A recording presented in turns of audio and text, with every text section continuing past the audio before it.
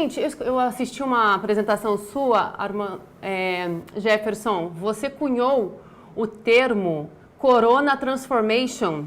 Explica pra gente esse termo. Boa tarde.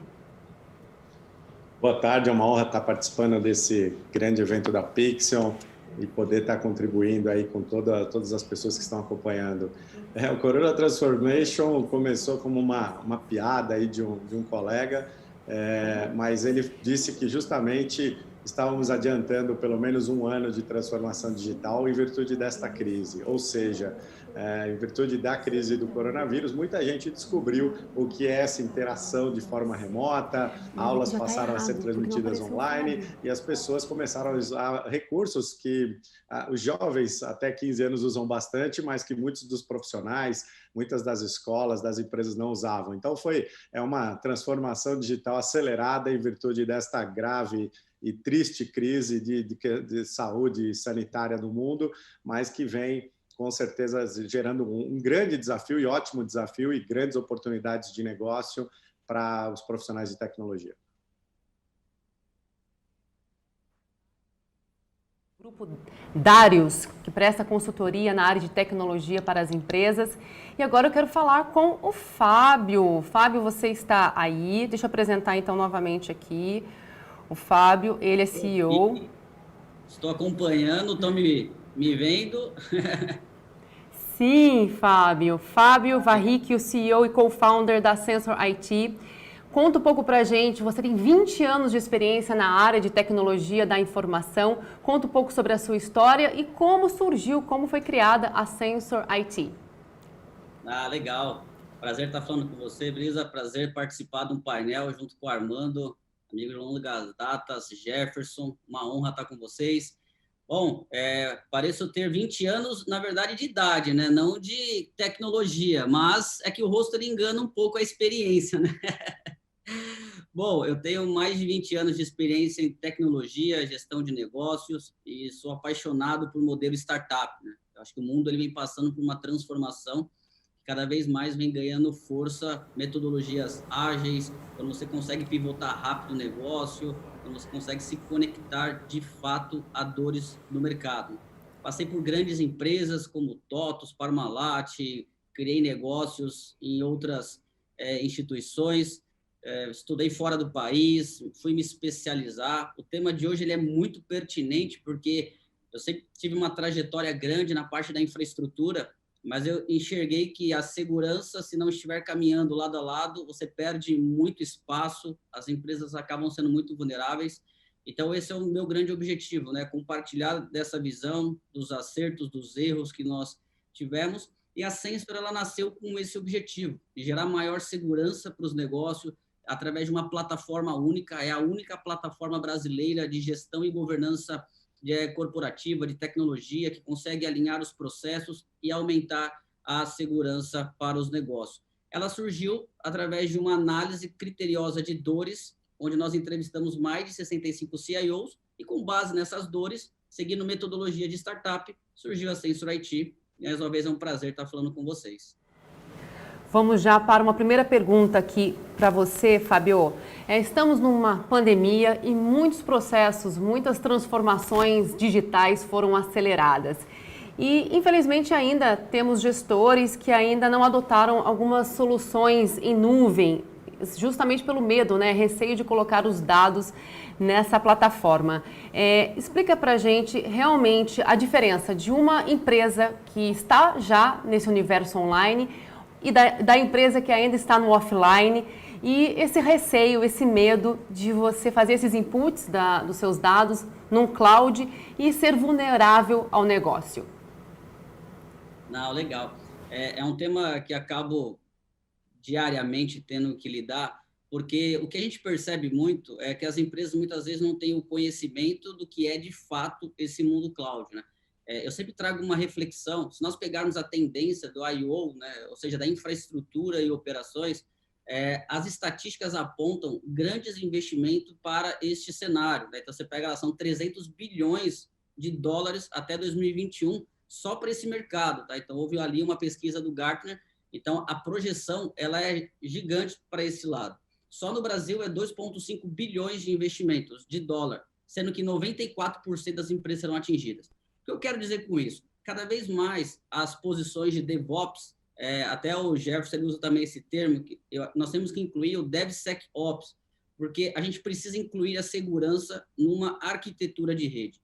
Não importa se a sua conexão ela é on-premise, que nós chamamos local, ou se ela está em cloud. O importante é você ter aplicações que sejam desenvolvidas com segurança.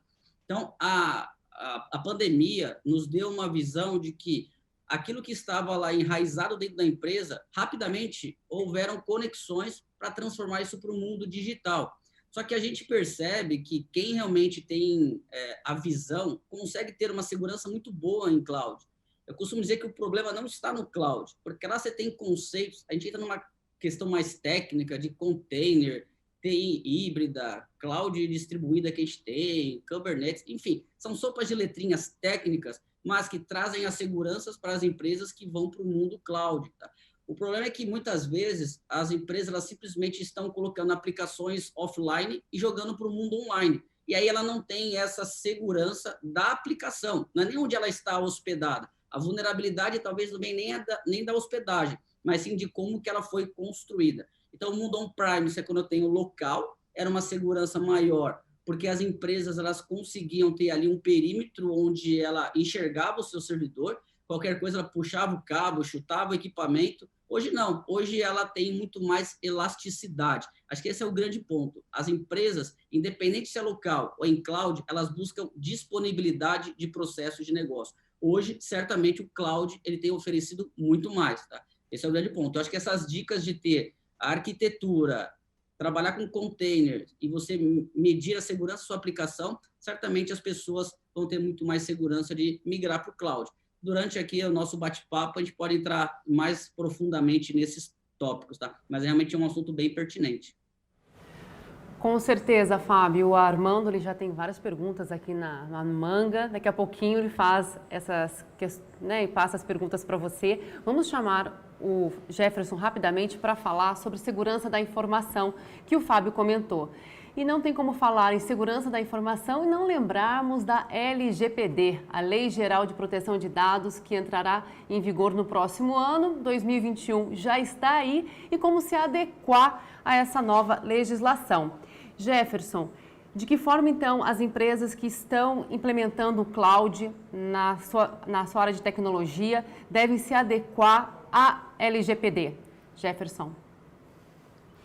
Bom, a Lei Geral de Proteção de Dados ela já é um assunto antigo, ela vem praticamente como um reflexo, um eco da GDPR europeia, que já tem praticamente 20 anos. E aqui no Brasil já se discute esse tema desde o Marco Civil da Internet, quer dizer, já faz alguns anos.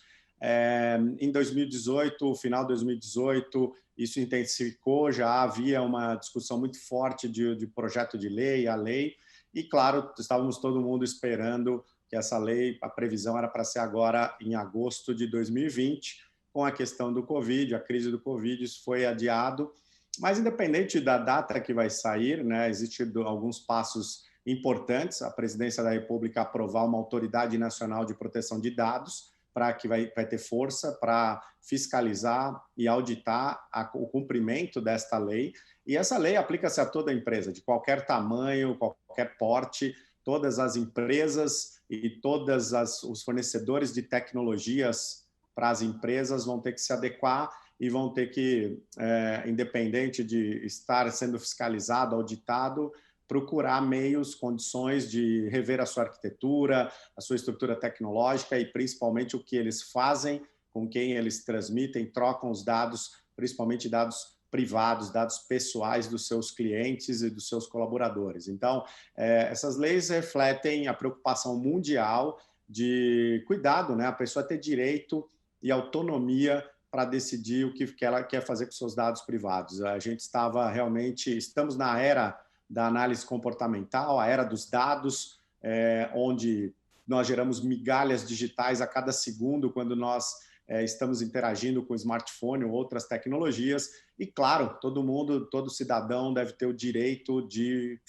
ficar anônimo por um período, gerir esses dados, querer saber o que os seus provedores, seja uma farmácia ou uma grande provedora de tecnologia está fazendo com esses dados privados. É claro que é uma reeducação completa. Eu acho que um dos grandes reflexos indiretos desse tipo de lei é uma revisão completa de governo, de educação, de saúde, de serviços de infraestrutura e principalmente para nós que muitas vezes somos provedores de serviços ou de softwares que a população está usando de modo geral. Então, o respeito ao cliente vai ganhar um plus e nós todos aí que atuamos de alguma maneira vamos ter que nos adequar a essa lei que vem, creio que em boa hora, um bom momento, onde o mercado está numa grande transformação, mas não podemos ultrapassar determinadas linhas, determinados pontos onde a gente já está invadindo e realmente desrespeitando as pessoas. Então, a lei vem em boa hora, acho que a gente está aproveitando grandes transformações no mundo nesses últimos 2 anos e tenho certeza que nos próximos 5 a 10 anos também. Realmente, Jefferson, é uma mudança de mentalidade tanto do consumidor, do paciente, no caso, quanto das empresas da área da saúde. As informações sensíveis, como cuidar desses dados tão importantes. Agora, Armando, tivemos aí o início da apresentação dos nossos convidados especiais, do Fábio e do Jefferson, e eu quero saber de você. Eu entendo, enquanto CEO de uma empresa especializada em tecnologia para a saúde, esse debate aqui é seu café da manhã, tem que ter todo dia, né? E como funciona para uma health tech essa preocupação, tanto com a segurança das soluções online, como também a adequação com a LGPD? Me conta um pouco sobre isso. Bom, café da manhã é pouco. Almoço, jantares, travesseiro. O assunto segurança, de uma forma geral, ele é sério, amplo e antigo. O Jefferson comentou que é um assunto, né, que vem sendo debatido há vários anos, inclusive com mais maturidade até lá fora, e recentemente em forma de LGPD aqui no Brasil. Mas a gente não pode esquecer que o LGPD ele está mais focado na proteção dos dados. Mas aí eu vou provocar aqui os meus colegas, Jefferson e Fábio, para trazê-los aí já num formato de debate, até para me ajudar, porque a minha experiência ao longo do tempo me mostrou que a segurança, é meio óbvio dizer, mas ela vai muito além do P&D, ou seja, da proteção do dado. O que é um ambiente seguro? Né? Para uma grande reflexão, até para uma boa provocação de debate, né? É ambiente, é infra, é sistema sim, como é que o sistema se comporta numa nuvem ou numa rede local, se é uma questão de hospedagem, enfim. Né? O Jefferson, né, reforçando um pouquinho do que eu conheço do perfil dele, ele é um dos principais especialistas em segurança da informação no país. A consultoria dele, de uma forma muito profissional, presta serviços em grandes bancos do Brasil. Então, contando com essa experiência, Jefferson, eu já queria até te abrir essa questão, né, de ambiente. E aí, provocando um pouquinho mais, né, esse ambiente de infra, processos internos, até onde vai essa questão de segurança? Porque aqui a gente fica até um pouco não numa disputa, mas como é que ficaria uma pergunta do tipo LGPD versus segurança da informação? Então, eu tenho essa pergunta para você, Jefferson. Não, obrigado pelo elogio também. Acho que nada melhor que apresentações de alguém que já foi cliente, que é cliente, que a gente está sempre interagindo e acompanhando a carreira de sucesso. Você sabe que um dos motivos de eu ter ajudado a criar alguns dos principais cursos e pós-graduações há 15 anos atrás no país era justamente esse, né? A gente precisa ter um estilo de vida, né? Parafraseando um grande colega nosso aí, o Coronel Diógenes Luca, comandou o GAT, hoje é um grande especialista em segurança empresarial, que está próximo também da segurança da informação. Segurança é estilo de vida. Eu acho que as empresas líderes, independente de ser startup, uma grande, mas quem é líder ou vai brigar na liderança, aquele que tem um propósito, que vai querer, que o cliente vai comprar porque vai virar um certo fã e gosta desse cuidado, desse carinho digital, né, desse carinho digital que as empresas vão ter que ter com seus pacientes, seus clientes, seus usuários, elas vão ter que transformar, vão ter que ir além, como você disse, de simplesmente estar compliance com uma lei. Né? A lei é um reflexo da sociedade pedindo controle, é um reflexo de uma consciência social se protegendo, mas cabe às empresas e a cada um dos indivíduos da empresa, não só a liderança. A liderança tem uma responsabilidade maior, né? Ela tem a responsabilidade de fomentar, de ajudar, de viabilizar recursos, mas cada um dentro de uma empresa é responsável pela segurança da informação.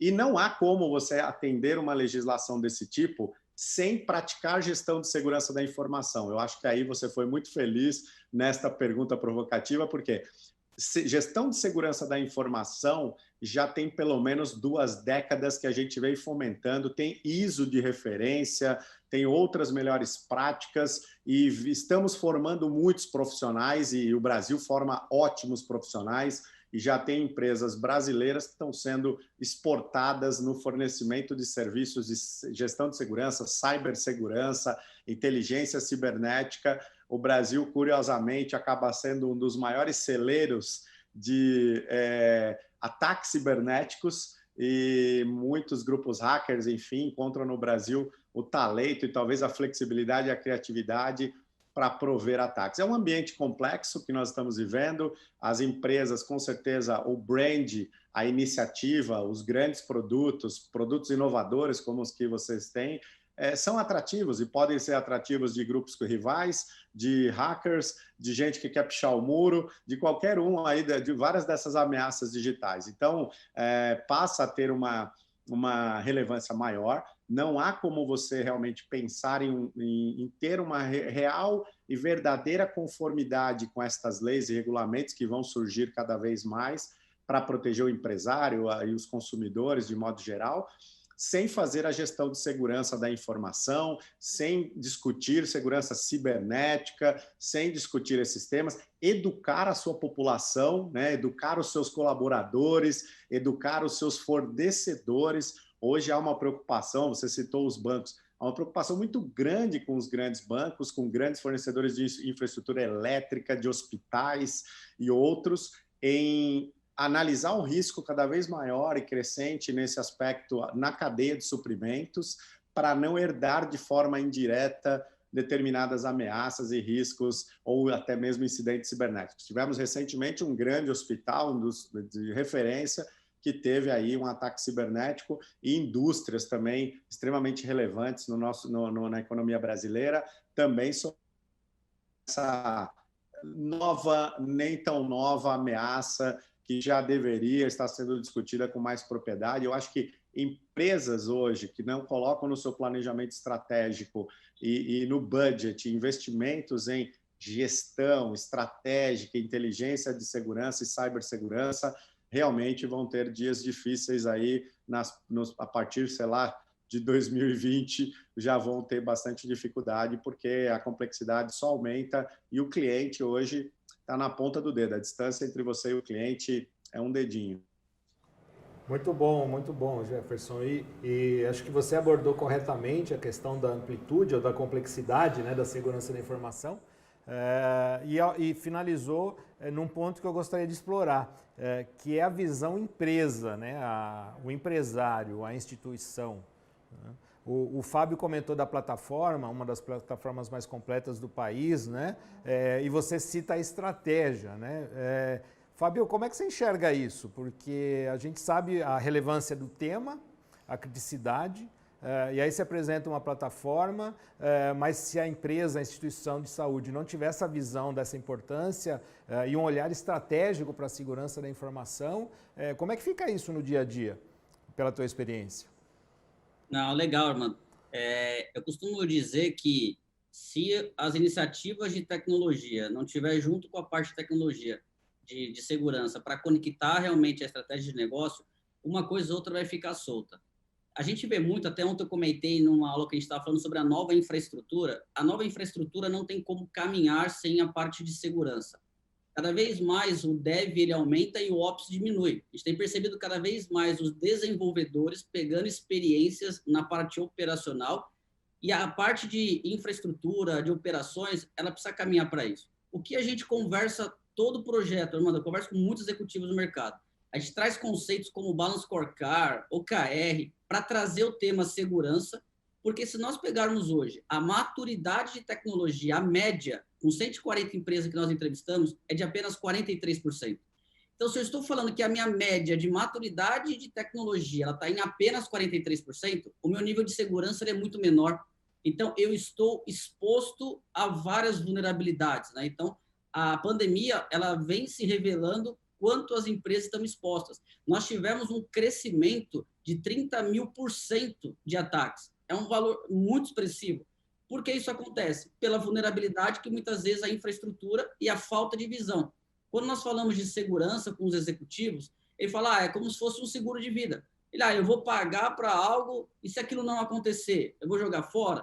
Eu acho que sempre essa contrapartida a gente coloca no que quanto vale a exposição da imagem, quanto vale um roubo de informação. A Lei Geral de Proteção de Dados, ela veio para colocar isso na mesa dos executivos. Eu acho que isso, para você ter ideia, mano, nós crescemos do ano passado para cá 322%. Esse ano, mesmo na crise, nós já crescemos 132%. Por quê? Porque as empresas acabam correndo para todos os lados e quando elas enxergam que uma solução pode direcioná-los melhor para a tomada de decisão, eles acabam se apegando. Porque muitas das vezes, assim como o Jefferson bem colocou, a segurança não estava em pauta, assim como a tecnologia. Hoje o tema ele é bem pertinente da segurança, mas muitas vezes investimento em tecnologia não estava em pauta. A área de infraestrutura não estava pronta para falar a linguagem de negócio. Tivemos que se reinventar, tivemos que nos posicionar, porque mesmo na crise, irmão, só um dado interessante, 70% das empresas entrevistadas pontuaram que não pararam os investimentos em tecnologia e estão olhando mais para a segurança. Por isso que eu falo, cabe agora a área interna da empresa ou a terceirizada colocar isso dentro de um plano estratégico, seja o OKR, Balance Scorecard, enfim, a metodologia que achar melhor para que isso realmente esteja na mesa de discussão. Tá? Olha só que legal, Fábio. Enquanto você falava, chegou uma pergunta de um dos nossos participantes, né? E foi exatamente quando você falava de impacto nas organizações, e aí até um dado que eu não tinha, você falou de 30.000%, né? O índice de ataques aí, né? E aí a pergunta que veio foi, qual o maior impacto, né, segurança e LGPD para as organizações? A pergunta é da Ângela Cerqueira, né? Então, qual é a opinião de você e do Jefferson também em termos de impacto nas organizações, né? Quando tem uma invasão, quando é um sequestro do dado, tem a LGPD aí para a vigência, mas não necessariamente todos preparados para isso, né? Aconteceu uma invasão, sequestro de dado tal qual, até onde pode gerar esse impacto e a consequência dele nas organizações? Quer complementar, Jefferson? Vai pelos mais novos primeiro, eu vou falar primeiro, então. Obrigado por você ter cedido o espaço. Mas, assim, os impactos, veja bem, é como a gente fazer uma analogia com a nossa vida. Eu acho que você tem que fazer alguns exames para saber se você tem colesterol alto, se você pode ter diabetes, né? Acho que quando você é novo, você faz muito exame com os filhos e quando você passa ali dos 30 e alguma coisa, né? Chega perto do ENTA, não é o meu caso, porque eu sou jovem, como o Fábio falou, temos aí todos em torno de 20 anos, não é isso, Fábio? Então, 20 anos só de carreira, mas somos jovens aqui. E o que acontece? Você tem que fazer um diagnóstico. As empresas têm que começar a fazer um bom trabalho de segurança, ter um bom acompanhamento, fazer um diagnóstico, entender realmente onde estão as vulnerabilidades. Foi a época, e isso já faz pelo menos quase uma década, que você comprava só um antivírus e o firewall e achava que estava seguro. Isso já faz tempo, hein, pessoal? Você que ainda é empresário e continua só comprando antivírus e firewall, deve repensar a sua vida, independente de você ter um consultório ou uma startup ou uma empresa maior de serviços. Então, é importante fazer um diagnóstico empresarial, entender as N vulnerabilidades humanas, físicas, tecnológicas na cadeia de suprimentos que nós temos, e todos nós temos. Não acho que eu, por estar liderando um grupo voltado para a segurança, cibersegurança, não tenho vulnerabilidades no meu negócio. Eu tenho. Acho que a diferença é você conhecer, saber onde está e monitorar e continuar fazendo uma boa gestão de riscos o tempo todo e sabendo os teus limites. Então, as empresas precisam saber isso. Nós já vimos startups literalmente quebrarem, porque no lançamento, no começo, teve lá uma grande vulnerabilidade e uma vulnerabilidade de software que inviabilizava o investimento dos acionistas, do pessoal que estava fazendo aporte de capital. Então, esse risco para quem está botando dinheiro, o investidor corre. Vazamento de dados e informação, pela própria lei, isso pode chegar a multas milionárias, pode chegar a 50 milhões de reais, algumas multas previstas. Acho que para muitas empresas, se você tiver um grande incidente, aquele que tem comoção pública, aquilo que o público hoje vai lá e te detona numa rede social, você poderia literalmente quebrar teu negócio. Então, segurança não é luxo de empresa grande, não é mais uma coisa tão cara, não é uma coisa impraticável ou só é praticada pelos altamente nerds, hackers. Não, hoje se você gasta 5 mil reais num smartphone para o teu filho e não gasta $500 de softwares para proteger o smartphone do seu filho por ano, você já tem que rever um pouco os seus conceitos. Então, acho que a gente começa a ver que não é só ter um iPhone, mas sim ter um iPhone e softwares que vão ajudar os teus filhos a se protegerem, a proteger e respeitarem a privacidade deles. Eles têm direito a isso. Cada menino aí de 12, 15 anos tem um smartphone no bolso.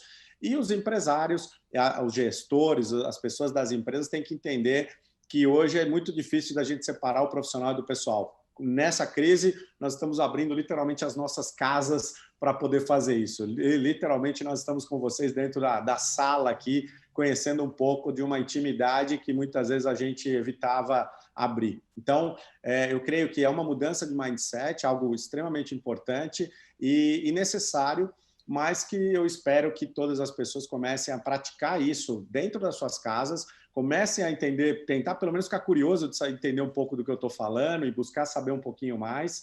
E as empresas, sem dúvida, façam diagnóstico, façam análise para entender o momento de vocês, para saber se a gente precisa tratar o colesterol, para tratar a queda de cabelo, onde é que estão essas vulnerabilidades, esses riscos de segurança, de proteção de dados, para que a gente vá fazer um planejamento e fazer um tratamento de acordo com o apetite de cada empresa. Eu acho que não é velocidade. A velocidade é dedicada a tratar aquilo que está mais urgente. Mas outras coisas eu acho que é uma mudança, um ajuste de cultura e, com certeza, no final dessa história, depois de 1, 2 anos, você vai perceber os resultados e vai ver que essa saúde digital, que esse comportamento de segurança da tua empresa vai melhorar muito e isso vai se transformar em números, em clientes satisfeitos, em produtos com muito mais resiliência.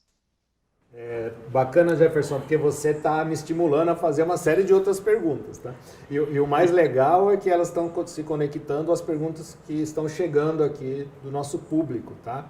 Então, vou até juntar uma outra, uma que eu tinha e eu vou provocar o Fábio agora, com um ponto que você tocou, que está muito aí conectado até o impacto de poder quebrar uma empresa, desde a pequena à grande.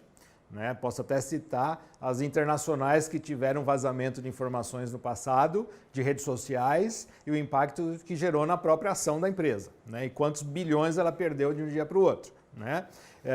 E aí eu estava pensando no Fábio aqui, a pergunta era das dicas que ele daria para a segurança da informação, e aí o Mauro mandou uma aqui que até está melhor que a minha. Né? A que se deve as empresas estarem expostas? Falta de conhecimento, capital ou inércia da direção em relação à segurança da informação? Essa pergunta veio do Mauro. Então, Fábio, da tua experiência, dicas e essa pergunta, por que você acha que as empresas estão um pouco, entre aspas, estagnadas ou um pouco na inércia em relação à segurança da informação, dada a gravidade do assunto? Legal. Excelente pergunta do Mauro. Se nós observarmos esse volume e esse aumento das invasões, Armando, a gente nota que vem muito do IoT. Você pega lá, tem uma grande exposição agora, tanto as nossas casas como dentro das empresas. As pessoas vão lá e colocam, por exemplo, Alexa, colocam automações e elas esquecem realmente de pensar numa segurança, senhas e outros elementos. Tá? Quando a gente fala dentro da empresa, quando a segurança ela não faz parte de um processo, fica aquelas coisas só remédios, doses aos poucos. Eu canso de ver, a maioria dos clientes que a gente chega, ele tem lá, geralmente, um firewall caseiro que está num desktop, ele tem um Wi-Fi aberto para clientes, é a mesmo dentro da rede, ele não tem ali nenhum tipo de autenticação diferenciada, o antivírus ele não tem gestão, ele não tem conceitos de atualização. A gente está falando de vários pontos que, na prática, são coisas antigas, né? Só que ainda existem, né? Baixa atualização, firewalls totalmente desatualizados, roteadores que não estão realmente condizentes a uma estratégia da empresa, VPN quando a pessoa vai de fora, deixa liberado o acesso à internet quando a pessoa se conecta à VPN. E hoje, quando a gente olha no home office, pegando o gancho do Jefferson, o Armando, as pessoas utilizam o computador da empresa, é o mesmo computador que o filho vai fazer a aula, é o mesmo computador que depois você vai fazer pesquisa, você clica em sites, então a segurança não está incorporada, ela gera impactos. Eu vejo um baixo nível de maturidade, porque às vezes, partindo até da tecnologia, as empresas olham ainda o menininho de TI, e ele acha que o menino de TI, ele é o especialista de segurança. O cara criou um AD lá, o Active Director, pô, o cara criou um AD, tem GPO para segurança, sensacional. Ele passa a ser o cara da segurança. O cara nunca estudou uma ISO 27001, muitas vezes ele não sabe como criar ali as melhores práticas, ele não tem uma política adequada de tecnologia, não tem uma política adequada de segurança, e o pior, ele não tem um plano de retorno, ou seja, ele não tem ali o planejamento, um RTO, um plano de continuidade de negócio. Então, você vê que muitas empresas penaram para entrar, por exemplo, agora no modelo home office. Então, eu diria muito isso. Não existe hoje em algumas empresas, principalmente no médio porte, executivos de tecnologia que consigam colocar na prática a segurança para estar realmente na mesa dos diretores, dos responsáveis, né? Então, ainda tem muita coisa caseira. Né? Eu contratei uma equipe para dar um suporte. Ele cuida da segurança também, entendeu? Então, só esse envelopamento aí que eu acho que é totalmente pertinente. Muito bom, Fábio. O estímulo da conversa aqui está empolgando a gente. Acho que a gente vai cancelar as outras palestras aqui só para a gente ficar debatendo aqui, mas eu não posso. Então, vou remeter uma última pergunta aqui para o Jefferson, que liga tudo, tá? Jefferson, você, obviamente, todos nós afetados pelo Covid. E eu não sei se você acompanhou, o Covid forçou a entrada da teleconsulta e telemedicina no Brasil, que também estava sendo discutido há muito tempo, mas não tinha autorização, não tinha ainda regulamentação, mas frente à pandemia ela foi liberada e o uso se intensificou. E nós aqui das Health Techs acreditamos e vamos fazer força para isso, que a teleconsulta ela veio para ficar, mesmo pós-pandemia. E aí quando você e o Fábio, vocês citam do home office, de site, celular, o app, o WhatsApp e teleconsulta na palma da tua mão, como é que ficam as vulnerabilidades no meio de tudo isso? Ótima pergunta. Eu corroboro com isso, viu, Armando? Eu acho que nós todos que somos de tecnologia, né? Minha formação é tecnologia, economia, enfim, mas eu sou um apaixonado pela tecnologia e eu acho que quando jovem pude identificar que eu queria trabalhar nisso, fui estudar no colégio técnico, que é fantástico, me abriu aí a cabeça para ser hoje um empreendedor da área e eu creio que a tecnologia potencializa tudo, o que é bom e o que é ruim. É um grande mundo, entre aspas, virtual de oportunidades. A telemedicina, eu acho que um país continental como o nosso, uma das maneiras de redução de custo e diminuir distâncias e a gente entregar qualidade, esteja onde estiver, é justamente o uso da tecnologia.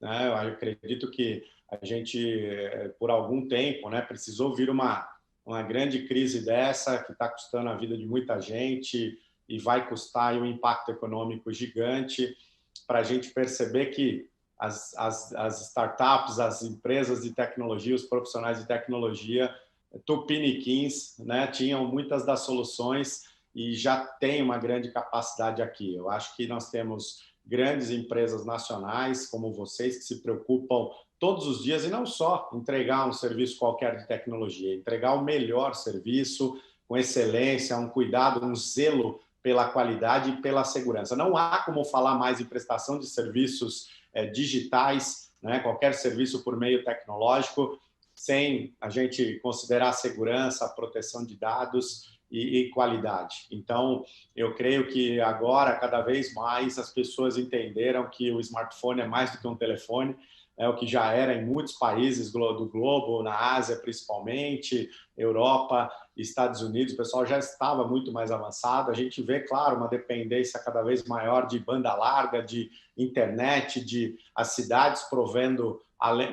Estavam muito preocupados com o transporte público, fazer metrô, fazer isso, acho que deveriam estar gastando muito mais em prover hotspot para a sociedade, principalmente nas comunidades carentes, principalmente onde as pessoas têm que ter cada vez num custo mais baixo e sem despender metade do seu dia, acesso à educação, acesso a serviços de saúde, por que não um smartphone que a pessoa tenha ali a oportunidade de ter uma consulta, um atendimento de um serviço público e um atendimento à parte de segurança pública pelo smartphone. Pude conversar com muitos empresários, muitos líderes durante essa pandemia em lives que a gente vem fazendo. Aprendi muito e vi que não é falta de interesse, né? Muito mais uma questão política do que realmente interesse da população que quer isso, né? Até os menos favorecidos entendem isso e compreendem isso. Eu tive a oportunidade de conhecer agora durante a crise um menino que começou a vender doces para ajudar a família usando o seu smartphone, e eu pude ajudá-lo, batendo um papo com ele na rua, a ensinar um pouquinho do que a gente conhece para que ele tivesse uma condição sem praticamente nenhum investimento, apenas com o telefoninho dele, que não é nenhum telefone super caro, mas a tecnologia está na mão dele, ele está ajudando a sustentar a família dele, nesse momento de crise bem complicado, onde ele me comentou que a maior parte perdeu o emprego e outras pessoas estão doentes por aí. Então, eu acho que a gente está vendo um cuidado muito grande de empresas de tecnologia, principalmente as mais jovens, as que vêm com essa mentalidade que eu estou falando para você. Eu acho que de entregar mais do que serviços, né? Entregar coisas que realmente contribuam com a vida das pessoas, ajude as pessoas através desse conhecimento tecnológico que nós temos, com excelência, com qualidade, com diferenciais. Eu acho que isso vai, daqui para frente, vai contribuir muito e vai fazer a diferença entre as empresas de sucesso e quem realmente vai ficar à margem olhando e vendo essa grande oportunidade passar. Legal, Jefferson. Obrigado aí por contribuir com a gente com a tua visão e experiência. Fábio, idem. Brisa, você viu que o assunto é extenso, muito extenso, e por isso não é só uma questão de café da manhã.